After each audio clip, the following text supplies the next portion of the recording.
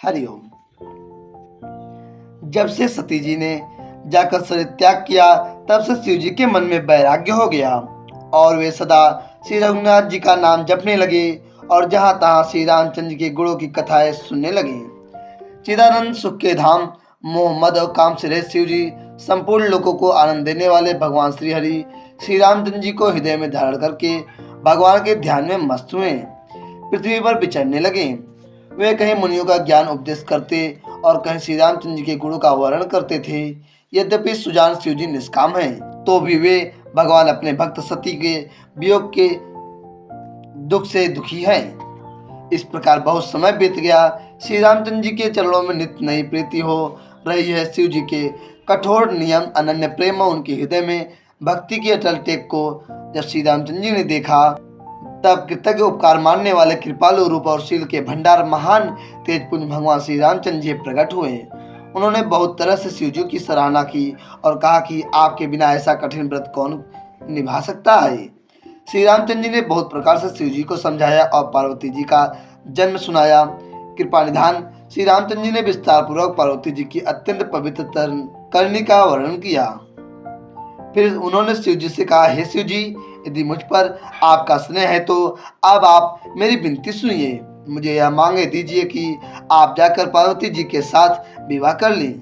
शिव जी ने कहा, यद्यपि ऐसा उचित नहीं है, परंतु स्वामी की बात भी मेटी नहीं जा सकती। हे नाथ, मेरा यही परम धर्म है कि मैं आपकी आज्ञा को सिर पर रखकर उसका पालन करूं।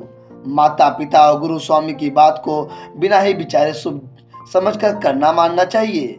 फिर आप तो सब प्रकार से मेरे परम हितकारी हैं। हे नाथ, आपकी आज्ञा मेरे सिर पर है। शिव जी की भक्ति, ज्ञान और धर्म से युक्त रचना सुनकर प्रभु रामचंद्र जी संतुष्ट हो गए। प्रभु ने कहा, हे हर, आपकी प्रतिज्ञा पूरी हो गई।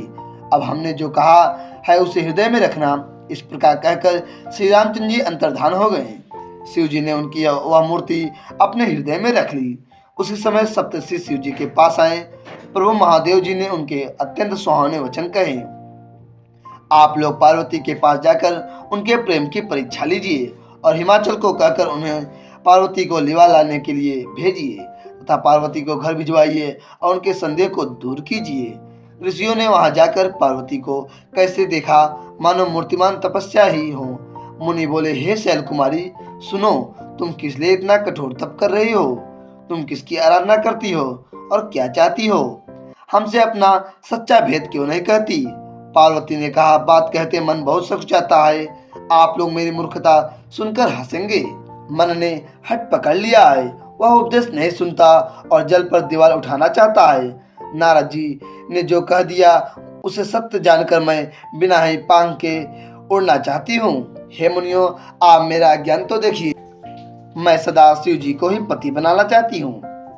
पार्वती जी की बात सुनते ही ऋषि लोग हंस पड़े और बोले, तुम्हारा शरीर पर्वत से ही उत्पन्न हुआ है। भला कहो तो नारद का उपदेश सुनकर आज तक किसका घर बसा है? उन्होंने जाकर दक्ष के पुत्रों को उपदेश दिया था, जिससे उन्होंने फिर लौटकर घर का मुंह भी नहीं देखा। चित्रकेतु के घर को भी नारद जी ने ही चौपट किया। फिर यही हाल हिरण्यकश्यप का हुआ।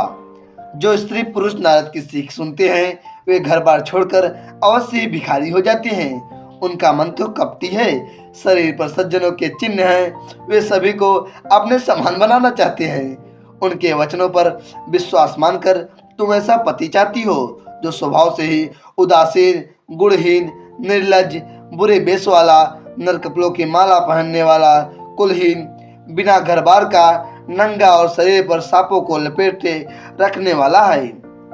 ऐसे वर के मिलने से कहो तुम्हें क्या सुख होगा। उस ठग नारद के बहकावे में आकर खूब भूली हो। पहले पंचों के कहने से शिव जी ने सती से विवाह किया था, परंतु फिर उसे त्याग कर मरवा डाला। अब शिव जी को कोई चिंता नहीं है, भीख मांगकर खा लेते हैं और सुख से सोते हैं। ऐसे स्वभाव से ही अकेले रहने वाले के घर भी भला क्या कभी स्त्रियां टिक सकती हैं? अब भी हमारा कहाँ मानो। हमने तुम्हारे लिए अच्छा वर विचारा है। वह बहुत ही सुंदर, पवित्र, सुखदायक और सुशील है, जिसका यश और लीला वेद गाते हैं। वह दोषों से रहित, सारे सद्गुणों की राशि, लक्ष्मी का स्वामी और वैकुंठपुरी का रहने वाला है। हम ऐसे वर को लाकर तुमसे मिला देंगे। यह सुनते ही पार्वती जी हंसकर बोली, आपने यह सत्य ही कहा कि मेरा यह शरीर पर्वत से उत्पन्न हुआ है, इसलिए हट नहीं छूटेगा। शरीर भले ही छूट जाए, सोना भी पत्थर से ही उत्पन्न होता है, सो वह जलाए जाने पर भी अपने स्वभाव स्वत्व को नहीं छोड़ता। अतः मैं नारद जी के वचनों को नहीं छोड़ूंगी, चाहे घर बसे या उजड़े, इससे मैं नहीं डरती। जिसको गुरु के वचनों में विश्वास नहीं, उसको सुख और सिद्धि स्वप्न में भी सुगम नहीं होती। माना कि महादेव जी अवगुणों के भवन हैं और विष्णु समस्त सद्गुणों के धाम हैं, पर जिसका मन जिसमें रम गया उसको तो उसी से काम है। हे मुनीश्वरों, यदि आप पहले ही मिलते तो मैं आपका उपदेश सिर माथे रख कर सुनती, परंतु अब तो मैं अपना जन्म शिव जी के लिए हार चुकी, फिर गुरुदोषों का विचार कौन करे। यदि आपके हृदय में बहुत ही हट है और विवाह की बातचीत बरखी किए बिना आपसे रहा नहीं जाता, तो संसार में वर कन्या बहुत हैं। खिलवाड़ करने वालों को आलस तो होता नहीं, और कहीं जाकर कीजिए खिलवाड़।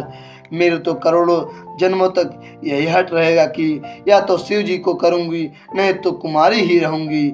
स्वयं शिव जी 100 बार कहें तो भी नारद जी के उपदेश को नहीं छोड़ूंगी।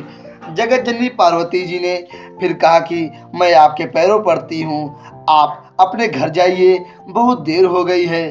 शिव जी में पार्वती जी का ऐसा प्रेम देखकर ज्ञानी मुनि बोले, हे जगत जननी, हे भवानी, आपकी जय हो, आपकी जय हो।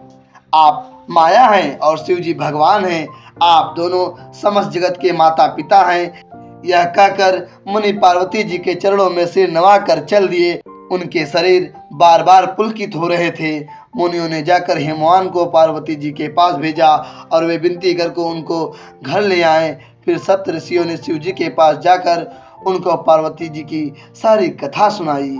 पार्वती जी का प्रेम सुनते ही शिव जी आनंद मग्न हो गए और सप्त ऋषि प्रसन्न होकर अपने घर ब्रह्मलोक को चले गए। तब सुजान शिव जी मन को स्थिर करके श्री रघुनाथ जी का ध्यान करने लगे। उसी समय तारका नामक असुर हुआ, जिसको भुजाओं का बल, प्रताप और तेज बहुत बड़ा था। उसने सब लोक और लोकोपाल को जीत लिया। सब देवता सुख और संपत्ति से रहित हो गए। आगे की कथा।